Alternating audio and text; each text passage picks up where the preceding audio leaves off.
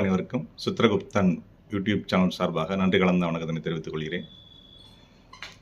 இப்போ political news சம்மந்தமாக ஒரு நியூஸை பார்ப்போம். அதாவது எய்ம்ஸ், மதுரையில் கட்டப்பட போகின்ற எய்ம்ஸுங்கிற மருத்துவமனையை மத்திய அரசாங்கம் கட்ட போகிறாங்க. டே பிஃபோர் எஸ்டர்டே, அதாவது முந்தா நாள் பார்த்திங்கன்னா நமது 2G புகழ் ராசா, தமிழ்நாட்டினுடைய ஒரு எம்பி 2G புகழ் ராசா அவர்கள் இன்னும் ஒரு செங்கலை கூட எடுத்து வைக்கலைன்னு ஒரு குற்றச்சாட்டை பார்லிமெண்ட்டில் பதிவு பண்ணியிருக்கார். அவர் எப்படி இந்த பார்லிமெண்ட்டில் அந்த பதிவை எப்படி பண்ண போச்சு? யார் மேலே மிஸ்டேக்? மத்திய அரசாங்கத்தின் மேலே மிஸ்டேக்கா, இல்லை மாநில அரசாங்கத்தின் மேலே மிஸ்டேக்கா? இதுக்கு முன்னாடி இப்படி தான் நம்ம உதயநிதி அவர்கள் ஒரு செங்கலை இருக்கிற மீட்டிங்களெல்லாம் தூக்கி காமிச்சார். இப்போ இவர் போய் பார்லிமெண்ட்டில் உட்காந்துக்கிட்டு செங்கல் ஒரு ஸ்டெங்கல் கூட அங்கே வைக்கப்படலை அப்படின்னு சொல்லி ஒரு குற்றச்சாட்டை மத்திய அரசின் மேலே பதிவு பண்ணியிருக்கார். அதாவது ஒரு பொய்யை திருப்பி திருப்பி சொன்னால் அது உண்மையாயிருமா? எது உண்மை? மத்திய அரசாங்கம் ஆல்ரெடி இடம் ஒதுக்க சொல்லி 5 வருஷம் ஆச்சு. இதுக்கு முன்னாடி இருந்த ஏடிஎம்கே பீரியடில் கொரோனா காலகட்டங்கள்னு சொல்லி அப்படியே நகர்ந்து போயிருச்சு. அதுக்கப்புறம் திமுக கவர்மெண்ட்டு இடமே ஒதுக்காமல், அதே மாதிரி பொல்யூஷன் கண்ட்ரோல் போர்டில் அந்த என்ஓசி கொடுக்காம இப்படியுமா இழுத்து இந்த எய்ம்ஸுங்கிற மருத்துவமனையை இழுத்து கொண்டு வந்துட்டாங்க. இப்போ தான் ஒரு வழியாக கொடுத்துருக்காங்க. மத்திய அரசாங்கம் இனிமேல் கட்ட போகிறாங்க. 2026 கண்டிப்பாக மதுரையில் மிகப்பெரிய ஒரு எய்ம்ஸ் மருத்துவமனை வந்துடும். இதுக்கு பின்னாடி மிகப்பெரிய சதி இருக்குது. என்ன காரணம் கேட்டிங்கன்னா, ப்ரைவேட் ஹாஸ்பிட்டல்ஸ் ஃபுல்லாக நிறைய அடி வாங்கும். எப்படின்னா 900 பெட்டு, கிட்டத்தட்ட 900 பெட்டு இதில் வந்துடும். எல்லா விதமான ஃபெசிலிட்டிஸும் இங்கே வந்துடும். மக்கள் எளிதாக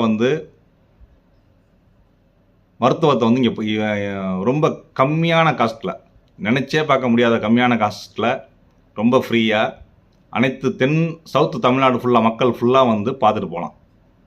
ஆனால் சுற்றி இருக்கக்கூடிய பெரிய பெரிய ஹாஸ்பிட்டல்ஸ்லாம் மிகப்பெரிய ஹாஸ்பிட்டல்ஸ்லாம் அடி வாங்குங்கிறதுல மாற்று கருத்தே கிடையாது. இதில் இவங்களுக்கு கமிஷன் போயிடும். அப்படிங்கிறதுனால இப்போ இருக்க அரசியல்வாதிகள் அதை கொண்டு வர விடாமல் இன்னைக்கு வரைக்கும் தடுத்துக்கிட்டு இருக்காங்க. நம்ம மோடி விடுவாரா? சாதாரண ஆளா? நம்ம மோடி வேர்ல்டு பாலிடிக்ஸ் பண்ணிகிட்டு இருக்கக்கூடியவர். இவங்க ஸ்டேட் பாலிடிக்ஸ். இவங்கெல்லாம் ஸ்டேட்லேயே நம்ம தலைவர் சொல்லுவார், அண்ணாமலை சொல்லுவார், கும்முடி புண்டியை தாண்டாதவங்க அப்படின்னு நம்ம தலைவர் சொல்லுவார். அப்படிப்பட்ட நபர்கள் வேர்ல்டு பாலிடிக்ஸ் பண்ணக்கூடிய நம்ம பாரத பிரதமர் திரு நரேந்திர மோடிகிட்ட போட்டி போட்டால் என்னாகும்? பாறாங்கல்லில் சின்ன கல் மோதிரம் என்னாகும்? பெரிய பாறாங்கல்லில் கல் தான் உடையும். அந்த மாதிரி தான் இவங்களுடைய நிலைமை. சும்மா குற்றம் சொல்லிகிட்டே இருக்க வேண்டியது. அது மட்டும் இப்போ நேற்று பார்லிமெண்ட்டில் பார்த்தீங்கன்னா, என்னைக்கோ நடந்த நிகழ்ச்சியை கனிமொழி மேடம் ஒரு நிகழ்ச்சி கொண்டு வந்தாங்க. மனுஸ்மிருதியை பற்றி இது கொண்டு வந்துட்டாங்க.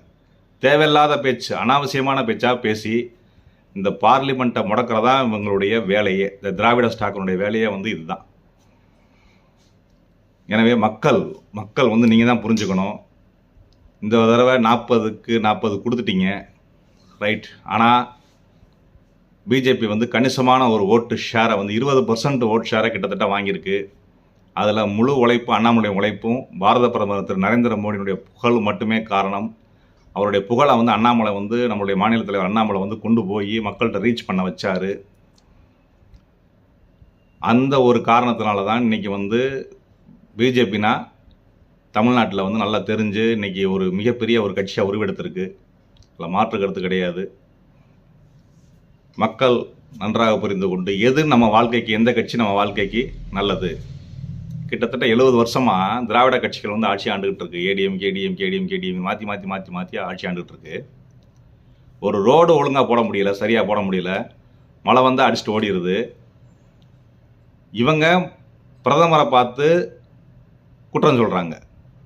இன்னைக்கு பிரதமர் வந்து நீ மிகப்பெரிய பணிகளை செஞ்சுக்கிட்டு இருக்கார்.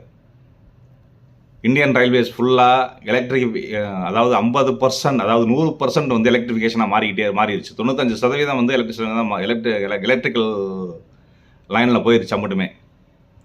அது மட்டும் இல்லாமல் மெட்ரோ ரயில், இந்த மெட்ரோ ரயில் சம்பந்தமாக குற்றம் சாட்டுறாங்க மத்திய அரசாங்கத்தை நம்மளுடைய திமுக கவர்மெண்ட், நம்மளுடைய முதல்வர் வந்து குற்றம் சாட்டுறாரு. இவங்க அலோகேட் பண்ணாமல் மத்திய அரசாங்கத்தை குற்றம் சொன்னால் என்ன அர்த்தம்? இவங்க தான் ஃபஸ்ட் அலோகேட் பண்ணணும், இடத்த அலோகேட் பண்ணணும், இடத்த கொடுக்கணும். அது சம்மந்தமான வேலைகளில் வந்து இவங்க வந்து பண்ணாமல் எடுத்துக்கிட்டு உடனே மத்திய அரசாங்கத்தை கொண்டு போய் பேச வேண்டியது. ஃபஸ்ட்டு மாநில அரசாங்கம் செய்ய வேண்டிய வேலையை மத்திய அரசாங்கம் 2 வருஷத்துக்கு முன்னாடியே ப்ரப்போசல் ரெடி பண்ணி அனுப்பிச்சிட்டாங்க. மாநில அரசாங்கம் செய்ய வேண்டிய வேலையை செஞ்சுட்டு அதுக்கப்புறம் வராட்டி நீங்கள் பேசணும். அதை விட்டு ஒரு வேலையும் செய்யாமல் நேராக மத்திய அரசாங்கத்தை போய் குற்றம் சொன்னால் என்ன அர்த்தம்? மத்திய அரசாங்கம் எங்களுக்கு போதுமான நிதியை கொடுக்க மாட்டேங்குது. உங்களுக்கு இங்கே நிறையா நிதி இருக்குது, ஏகப்பட்ட நிதி உங்களுக்கு கையிலேயே இருக்குது. அப்புறத்துக்கு நீங்கள் மத்திய அரசாங்கத்தை கேட்டுக்கிட்டு இருக்கீங்க. மத்திய அரசாங்கத்திலேருந்து உங்களுக்கு வர வேண்டிய நிதி கரெக்டாக வந்துக்கிட்டு இருக்கு, எக்ஸ்ட்ராவே வந்துக்கிட்டு இருக்கு. அதை விட்டு எதுக்கெடுத்தாலும் மத்திய அரசாங்கத்தையே குறை சொல்லிக்கிட்டு இருந்தால் அந்த பொய் வந்து உண்மையாயிருமா? எனவே மக்கள் அடுத்த எலெக்ஷனில் வந்து உங்களுடைய குழந்தைகள் படிப்பை கவனத்தில் வைத்துக் கொள்ளணும். அவங்களுடைய எதிர்காலத்தை கவனத்தில் வைத்துக் கொள்ள வேண்டும். அவங்களுடைய பொருளாதார டெவலப்மெண்ட்டை கவனத்தில் வைத்து கொண்டு